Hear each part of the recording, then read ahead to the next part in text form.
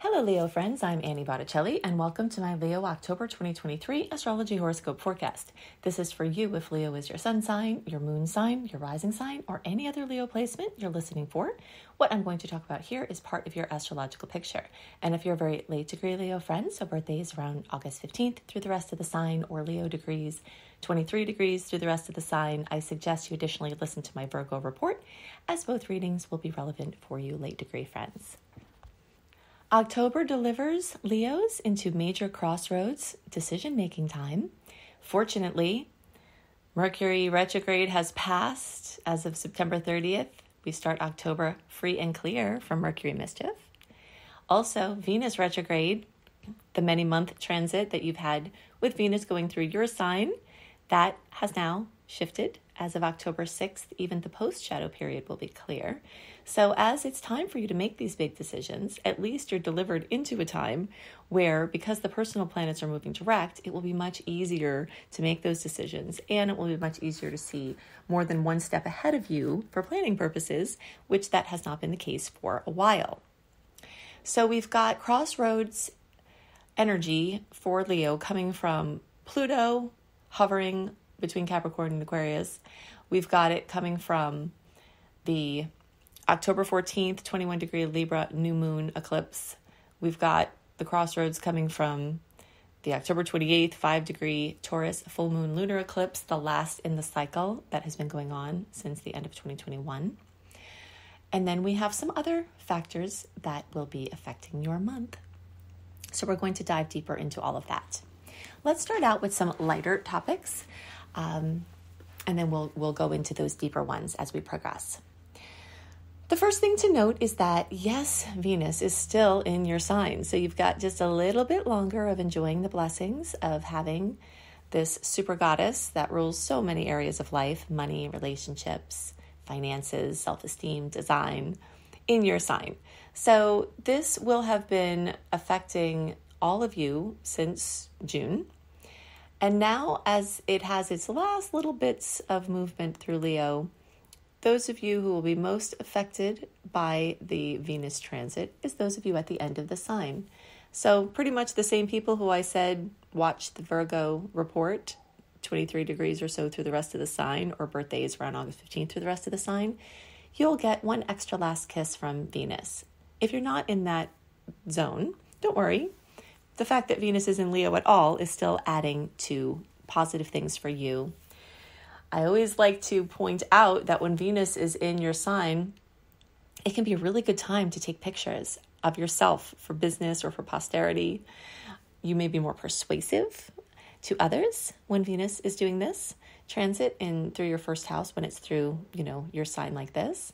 And you could fall back in love with your body or go to deeper levels of self-esteem and wellness and health. So that is a lighter force that's at play, but it is there. And it is starting the month conjunct star goddess Juno. So some meaningful romantic or business connection may occur, especially there at the beginning of the month. Okay, so then Venus will move into Virgo. Mercury is still in Virgo. And both of those, and actually star goddess Lilith is in Virgo as well. And all of those placements accentuate your finances. So maybe that will bring some money blessings, some money information, some analysis about your financial situation. These are, again, like I said, lighter placements. But that second house that is being kissed and breezed through by these quicker moving planets is also going to get major boom from the crossroads energy with that lunar eclipse on October 28th at 5 degrees of Taurus, because it's in the sign of Taurus, and Taurus rules the second house. So I'm just, showing you that there are several layers of both superficial and deep where your finances may be profoundly affected. And something very notable can end or begin in this arena. This can be something material where you purchase or sell an item of great value, and this actually could be a really great month to do that. Finally, without the Venus goggles, you can see things having more value, and you may, you may be able to sell something of great value or buy something that you've been wanting. So all of those energies are burning bright for Leo at this time.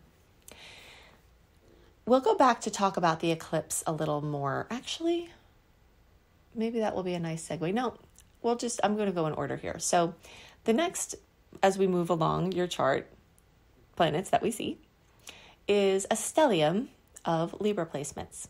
Stellium means 3 or more placements in a sign or house, and you have both, the sign and the house, filled with this Libra energy. You've got the 3rd house of Gemini activated by star goddess Pallas Athena, bringing strategy, bringing forward focus, bringing creative solutions. You've got the sun lighting up your communication sector, helping you to understand how to better communicate to get more of what you need, and how to better hear other people to improve your relationships. You've got Mars in the 3rd house, which all of these energies can lead to you prolifically creating through writing or speaking or other sorts of prolific creation.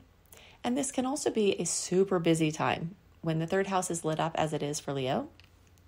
Driving all over the place, possibly flying places, trains, planes, automobiles, a lot of local busyness and a lot of social interaction. There's this chart between the Libra placements that are general and the Gemini house lit up, which is personal to Leo. This is a very social time where you'll probably be interacting with a lot of people, whether virtual or in person. And so, it's just going to be like that. So you'll have a chance to burn bright, interact with people, you share with people what you know, learn things from others. This is a very strong education energy. So learning and teaching and studying and researching and analyzing are all really well placed here. If you have to buy a new car or a new device, this is a perfect month for that. And so you might find that you get exactly what you want, and it could profoundly affect your life. So besides those planets moving there, we also have transiting South Node in Libra, which is going to be there until 2025, because that matches with the eclipse cycle. The Aries Libra eclipse cycle began this spring, 2023, for us in the Northern Hemisphere, and for y'all down under, it was the fall of 2023 that this eclipse cycle started in April. And it will be going for 2 years. So storylines about your stuff, or not your stuff, you versus other people. The Taurus-Scorpio eclipse cycle, which we'll get to soon, is about stuff, but we'll get back there. So we are continuing, as we're ending one eclipse cycle, the Taurus-Scorpio eclipse cycle that started at the end of 2021 is ending at the end of 2023 now. We've begun to weave in a new storyline, and this is also me versus we, as I like to call it. But it's more about the relationship than about the stuff, okay? So codependency, interdependency, independence, synergy, all of these energies and your particular point on the line of these is going to be coming up very strongly for the next couple of years until early 2025. Finding more balance in relationships, finding more autonomy. If you have too much autonomy, then merging deeper. Whatever your certain story is, things are getting balanced out between you and your relationships. Now, specifically for Leo, this highlights your 3rd and 9th houses. Okay, so this has to do with education. So education is going to factor very prominently for Leo. You may need to get more education to do what you want to do. You may want to have extensive education for a field that you're already in, or you may want to be training for a new field, or you may be taking learning to the next level through teaching. So, look out for the next year and a half, and maybe in the spring something like this began.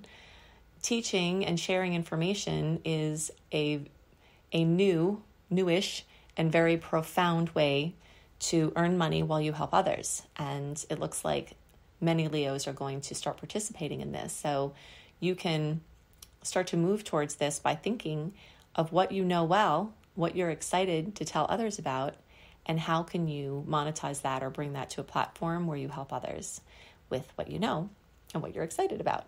So, and you may need more education in order to do that, or you may be making the step now to move into taking what you've been learning for years and flipping the switch from that inflow to that outflow. The Libra placements, including the eclipse, are also all in a beautiful angle for Leo. So it makes it very harmonious, very easy. Those planets are speaking each other's language, yours and these transiting ones. And it's full of those 60-degree opportunities, the ingredients and a counter opportunities, as I like to call them, where you may be given constituents of something that you need to put together to make something great. So, or components. So if you receive things to put a puzzle together, you'll get all the puzzle pieces, but you got to put the puzzle together. Or, if you want to make a recipe, you'll get the ingredients delivered, but you have to make the recipe. So this time can burn bright, especially when you look for, find, and take the opportunities that come. And a lot of those might be given to you through friends or other social connections, and can be about this writing or teaching or learning type of experience, or getting a new car, or transportation, or travel, or things like that. Everyone in the Leo spectrum can have extra blessings from this nice connection with the Libra eclipse. But those of you who are between 16 degrees and 26 degrees, so birthdays around August 6th through August 16th, and the closer to around August 11th, the more you get the direct kiss from that Libra eclipse. If you're not in that zone, don't worry. There's plenty of goodness from all these Libra transits and from the eclipse for everybody, but you may find that there's some more obvious or more easy to see and more life-changing effects from the eclipse if you're in that zone. The energy changes as the month progresses, as Mercury, the Sun, and Mars all get into Scorpio. This is an energy that doesn't flow quite as easily with Leo, so you will notice that things will become more heavy, more emotional. You'll have to deal with some things with your home and family and deep relationships, financial relationships. And this is in a 90-degree angle for you. So, I like to call this the diamond-making angle, where it puts pressure on a situation. Pressure doesn't always have to be bad. Although sometimes it is. Sometimes it's just, wow, there's stress going on and you have to deal with it. But it could be good stress. Like, for instance, let's say you have family real estate that you have to deal with, and the pressure's on to get a renter or to get it ready. When you go through the work of getting it ready, that's the pressure point, the 90-degree angle, and then you get it rented, and then the problem's solved. So you see, the pressure is on, but the pressure doesn't have to be bad, and it can have good outcomes. So if you are looking for the gold, looking for the diamond through it, you're more likely to find it. And then it will have a better outcome, especially if you're applying your consciousness to the situation. All right, so now let's start talking about some of the crossroads. So I already let you know with the Libra Aries eclipse cycle, this is going to activate your me-we sector, and that's going to put you at crossroads in your relationships. So you may be contemplating saying goodbye to someone. You may be contemplating saying hello to someone, and maybe you don't even know they're coming yet. Somebody new can come in. Or you may be going to another chapter with your current relationship. This storyline is reiterated by the fact that Pluto is sitting on your 7th house cusp. I have been talking about this for months, and this is going to be, Pluto is going to be in your 7th house for like 20 years. So this is going to be a lot. But when it's on the cusp like this, it's especially potent. So fated relationships coming in, fated experiences coming in, karmic patterns, both from the eclipses and Pluto at play. So the more you honestly review patterns in your relationship that preceded your relationship. So let's say you're having a problem with your partner. Did you have problems like that or the opposite in the past? Then you can see that you brought this polarity to the relationship, and that it might not be the other person per se, right? You can only be responsible for your pattern. And as you shift your inner world, the person you're with has a chance to show up differently, or if they're not the best match, then it may shift out of resonance. But this is a crossroads time for relationships. This is a crossroads time for business relationships and personal relationships. Okay, so that's again being reiterated by the fact that Saturn is moving through your 8th house. You've just had years of Saturn moving through your 7th house, and hopefully you've had some gifts come from that. Wherever Saturn moves, he busts your chops, but then he establishes some things, and he often brings gifts. So if you think back over the last few years of different relationship challenges you've had, see if your gift has showed up yet. It might not, because Saturn is still early in Pisces. And so it may take a little while for your relationship gift from the previous transit to show up, but be looking out for gifts from your previous relationship struggles, and know that it's time for you to use discipline to go deeper. If you have commitment issues, if you have, fear of intimacy, if you have anything that's stopping you from having as good a relationship as possible, now is the time to do something about that. And you have lots of support for that. Okay, so the last thing, let's talk about this eclipse on October 28th. Actually, there is something else I want to talk about after this, but okay. So October 28th, we've got the 5-degree Taurus full moon lunar eclipse. That's the end of that cycle that started at the end of 2021. 2-year cycle of my stuff versus our stuff ending. Now, specifically for Leo, this has been affecting your home and work sector. So there's been a lot of reshuffling with home and work and money and where you're working from, and and there's more to shift. So there's kind of a final chapter in that storyline. That is also at a pressure point for you. That's at a square. So what's being accentuated here is the energy of money, income, independence, self-sufficiency, and your work, career, father figures, or other important, boss or authority type of figures in your life, or you as those figures, you as a father figure or an authority figure of some kind, and your work and your job and your employment. So something's coming to an end here. Something's coming to an end or a fruition. Some examples could be you've been working on a project and it's finally ready, and now you're going to present it to the world. Could be you've been working in a certain field forever and now you're retiring, or you're going to do something else. It could be you've been going to school and now you finally get the job that you've been going to school for. There's something culminating, something ending while a new chapter begins in that arena. And look for notable occurrences for, historically, we would say these are male figures in our lives. And you may find that something goes on with a male figure in your family or somebody close to you of note. Sometimes I've seen this not be related to gender, be related to the energy of authority, or somebody who was, like the leader of a family or the leader of a workspace, regardless of gender. So it could cross those lines, but you may notice those particular people in your life may have something going on. So be looking out for that. And then the other thing I was going to say is we do have way more salty aspects this month, which will bring the road bumps. And we do have 6 oppositions, which will make you feel pulled in different directions, as will the eclipses. But we also have 6 counterbalancing trines. Okay, so we've got Earth trines on October 3rd, the 21st and 22nd, and the 31st, bringing mega manifestation. These are also all great dates to do important things that you hope to be successful and long-term. It's the kind of energy that helps you bring things from the world of ideas to the tangible reality. Then we have 3 water trines this month, October 13th, the 22nd, and the 24th. So it's not just those days, but it's the days around those days for all of these aspects, because they're not just defined on the one day generally. They do bleed over before and after. So water trines are amazing for receiving subconscious or ethereal information and healing and spiritual insights and breakthroughs and sweet connections with other people or with people who've passed, having ethereal connections from people in the other worlds. If you like the dates and knowing the aspects, you will love to be part of my VIP community, which is free.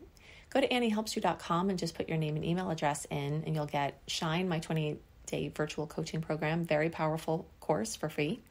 You'll get my astrology mini lessons via email. You'll get my write-up of the month ahead, 1 month early, with my favorite dates and dates to be awareful and careful of.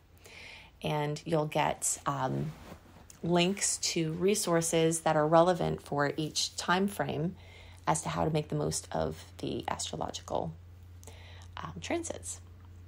If you want to learn astrology, I'm your girl. I'm an astrology teacher before everything else. you can go to lumelife.com, Lume life.com. These links are also in the notes underneath the video or podcast. And you can start with the basics, with my Astrology Basics and Beyond, and learn the 6 steps of reading charts.